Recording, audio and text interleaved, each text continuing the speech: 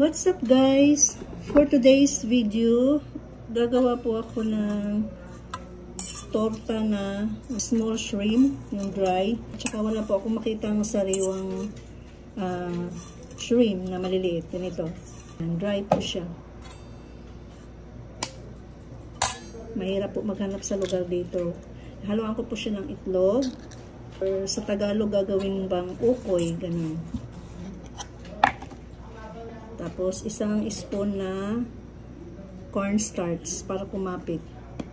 Tapos, lagyan ko siya ng isa ring kutsarang yan, harina. Since na isa lang ang itlog, kasi naubusan po ako ng itlog. Kalimutan kong bumili kahapon. Nakatamad bumaba uli eh. Kaya lagyan ko na lang po siya ng tubig. Haluan ko lang siya ng tubig guys para matunaw yung cornstarch. Tsaka yung all-purpose powder. Pagdagan ko po siya. Kasi konti lang. Tsaka black pepper para bumango. At haluan ko po siya ng konting paprika.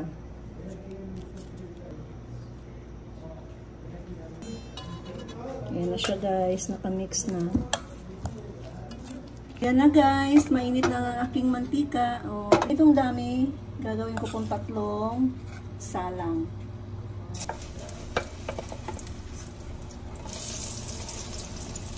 Madami lang maluto. Ayan.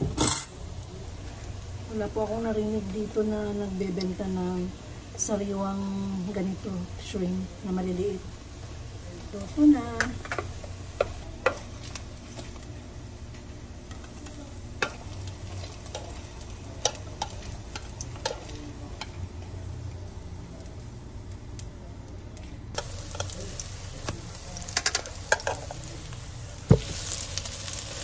Ayan. Sa ating kasi sa Pilipinas, marami nito sa palengke yung sariwa na hipon. Dito wala. Ilang taon na po ako dito. Hindi po ako nakakita na may nagbebenta ng ganito. Ito yung hinahanap kong sariwa sana dito. Kaso, wala akong makita. Kaya yung dry na lang ang napagtripan. Yung dry. Namiss ko kumain ng ukoy. Yung sa street foods. Yan. Yan na guys. Luto na ang ating ukoy. Hindi ko alam sa English eh. Ukoy yan. Tagalog. Yan. Okay na yan.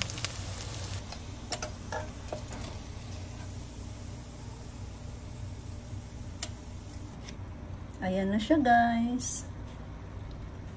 O diba? Nakaluto ako ng ukoy sa tinagal-tagal ng panahon. Ang alam ko lang kasi nito, hinahalo ko sa munggo gulay. Namiss kong kumain ng ukoy. Nag-aantay ng sariwa na ukoy kung saan makabili. Kaso wala akong mabili. Wala akong makita. Kaya ito na lang. Thank you guys for watching.